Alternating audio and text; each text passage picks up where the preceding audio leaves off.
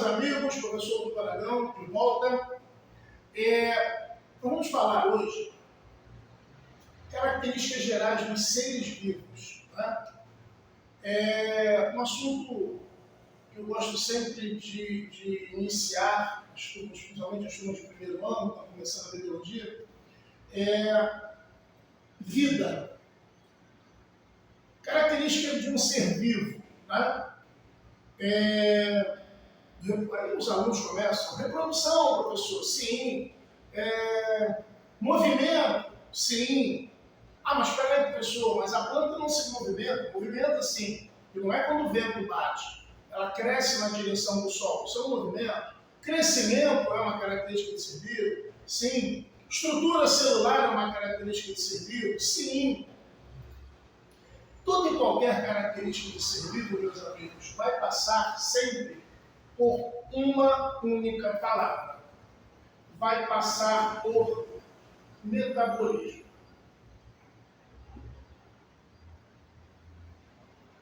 Metabolismo é a capacidade que só os seres vivos têm de transformar substâncias. Então, metabolismo é a capacidade que só os seres vivos têm de transformar substâncias. Se você engole um pedaço de pão, assiste lá o nosso vídeo sobre os compostos químicos orgânicos, né? O amido, a proteína. Então você sabe que você tem que digerir esse amido, digerir essa proteína. Para isso você tem as enzimas que são específicas. Né? Vamos amarrar os conteúdos de biologia. Você precisa dessas enzimas, né? Para que esse pão resulte em monossacarídeos, para que eles sejam transportados pelo sangue, para que eles entrem nas células, para que as células utilizem esses açúcares como fonte de energia. Muito bem. Metabolismo. Se você pegar esse pão e deixar em cima da mesa, se nenhuma ação biológica for exercida sobre ele, ele vai ficar ali. Vai ficar duro, com o tempo ele esfarela. Ponto. Porque a mesa não é um ser vivo. Tá? Quando você fala em metabolismo, nós vamos dividir o metabolismo em dois grupos, né? O anabolismo e o catabolismo. O anabolismo é um metabolismo de construção. Já ouvimos falar em anabolizantes, né? Então, é um metabolismo de construção. É o que produz. É o famoso A mais B dando AB. Juntei duas substâncias e fiz uma terceira. Isso é um fenômeno anabólico. O catabolismo é um metabolismo de desconstrução, de degradação, de desmanche. Aí eu pegar uma substância e quebrá-la. Perfeito? As nossas células estão sempre alternando anabolismos e catabolismos, anabolismos e catabolismos. Mas olha que coisa curiosa, quando a gente nasce pequeno. Até 18, 19, 20 anos a gente cresce. Então, até o momento em que a gente para de crescer, fica claro agora que o anabolismo supera o catabolismo, senão não cresceríamos. A construção tem que superar a desconstrução. Perfeito? Muito bem. Bom, nós vimos também que para ter metabolismo eu preciso das chamadas enzimas, não é? Eu preciso das enzimas. Lá naquele nosso vídeo, não é isso? Aquele nosso vídeo lá na nossa aulinha sobre proteínas, enzimas, não é? Vida é enzimática, perfeito? Mas eu preciso, junto das enzimas, eu preciso de caloria. Eu preciso de energia calórica, né? Já ouvimos falar em caloria, é isso? Os alimentos calóricos, mais calóricos, menos calóricos, enfim. Bom, essas calorias, elas vêm dos alimentos, correto? Elas vêm dos alimentos. Bom, eu vou chamar a atenção de vocês para o seguinte. Os alimentos,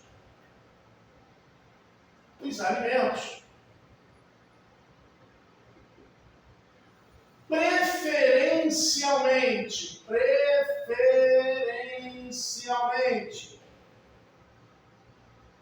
os açúcares são os fornecedores dessa caloria que, junto com as enzimas, ativam o nosso metabolismo, fazendo com que a vida exista, a vida aconteça. Perfeito? Muito bem. Mas deixa eu explicar uma coisa para vocês. A energia contida nas moléculas de glicose ela é muito grande, ela é muito alta. Então, se o organismo fosse tirar essa energia direto dos açúcares, muito provavelmente o resultado seria desastroso. Poderia até mesmo explodir a célula. Nossa, uma molécula de glicose tem muita energia contida nas suas ligações. Então, a evolução biológica criou um mecanismo de transferência dessa energia,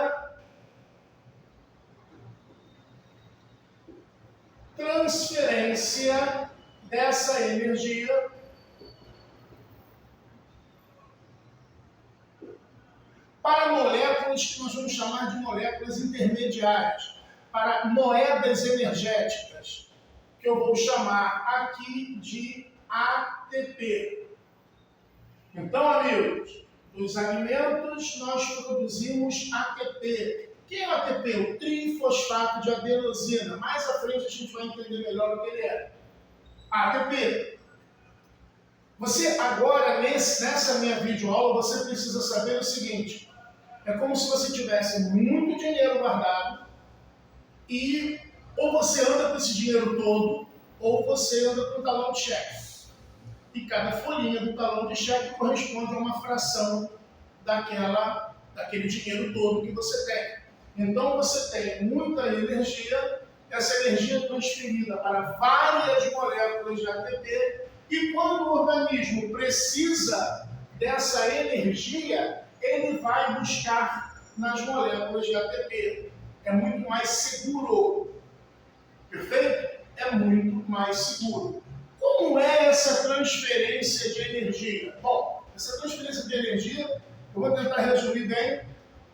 Quando a glicose vai para as células, um outro elemento, uma outra substância também vai, que é o gás oxigênio. Aquele gás oxigênio que você inspira, que você joga para dentro dos pulmões. Então, lá no interior das células, a glicose, junto com o oxigênio, participa de uma série de reações químicas que nós chamamos de cadeia respiratória, que resulta em ATPs, no plural, gás carbônico e água.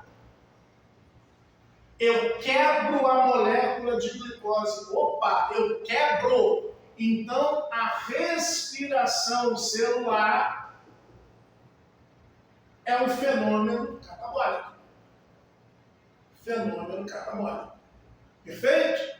Então, glicose é quebrada na presença de oxigênio, a energia dela é extraída, distribuída nesses ATPs, e esses ATPs, a partir de agora, irão fornecer a energia necessária para que as enzimas possam trabalhar e o metabolismo existir e a vida se manifestar. Eu acho que agora fica mais fácil de ver dessa forma. Eu começo de trás para frente para a gente poder ter uma ideia depois vindo de lá para cá. Perfeito? Muito bem. E agora, qual é o grande problema nosso? O grande problema nosso é o seguinte: da onde isso aqui vem? De onde vem esses alimentos, esses açúcares, como é que eles chegam até as nossas células? É fácil de entender. Eu, por exemplo, assim como vocês, vou ingerir.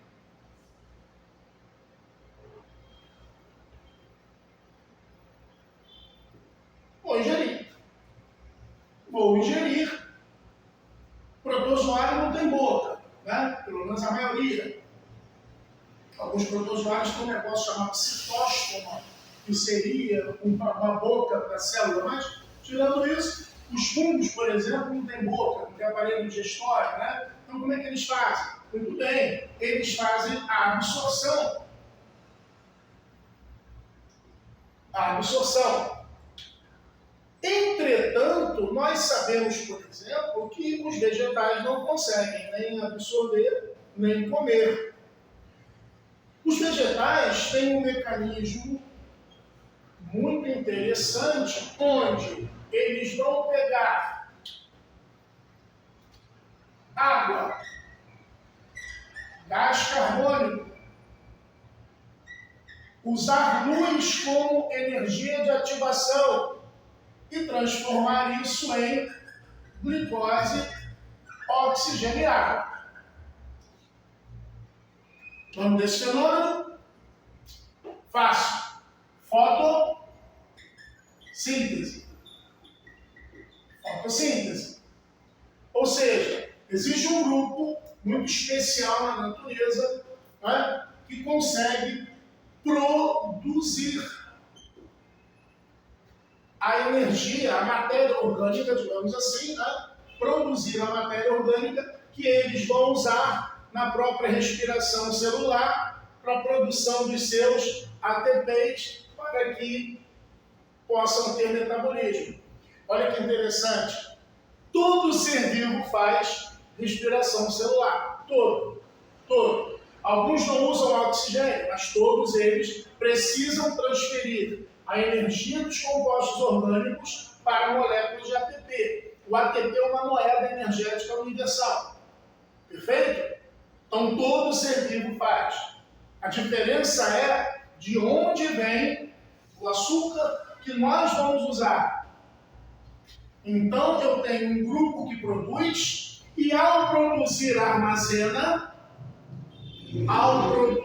ele armazena nas suas flores, nas suas folhas, nos seus caules, nas suas raízes, nos seus frutos. Né? E alguém vai lá e ingere isso, dá origem a uma cadeia alimentar. Olha a cadeia alimentar da ecologia aí. Está intrínseco aqui nesse meu bate-papo. Então o que vai acontecer? Os vegetais, eles fazem fotossíntese para quê? Para que eles tenham energia, para que eles possam ter o ATP, para que eles possam ter metabolismo, para que eles possam ser seres vivos. Nessa brincadeira sobra alguma coisa e nós que não fazemos isso vamos comer para que tenhamos a matéria orgânica, para que possamos produzir ATP, para que possamos. Então está todo mundo no mesmo barco daqui para lá. A questão é apenas a forma como isso chega até a gente.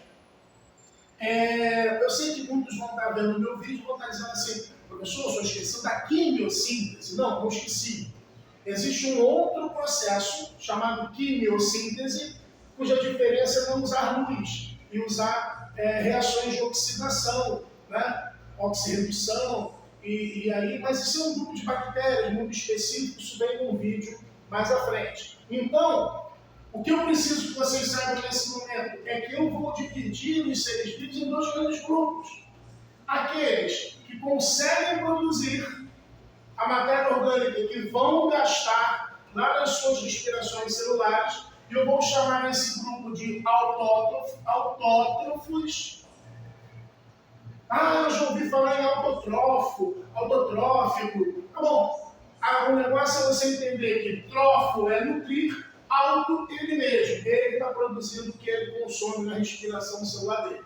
Né? Eu sou muito, não gosto daquele conceito de autótrofo é quem produz seu próprio alimento. Não, autótrofo é quem produz seu próprio alimento. Quem produz seu próprio alimento é quem mora sozinho. Correto? Autótrofo é quem produz a matéria orgânica e consome na sua própria respiração para a produção dos seus ATPs, para que o seu metabolismo possa ter energia suficiente juntamente. Mas que conceito enorme, esse não é conceito, esse é entendimento. Então eu tenho os autótrofos e tenho os heterótrofos.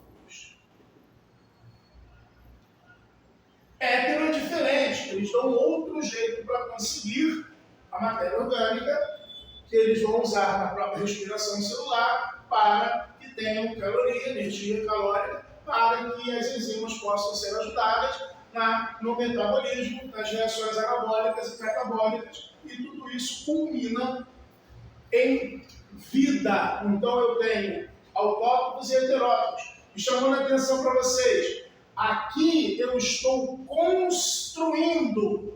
Então a fotossíntese é um processo anabólico. Eu sei que tem gente que repetiu comigo agora. Vamos lá. A fotossíntese é um processo... É isso aí. Gente, até o nosso próximo vídeo com estrutura da membrana plasmática, citoplasma. Vamos invadindo a célula para a gente conhecê-la melhor, tá ok?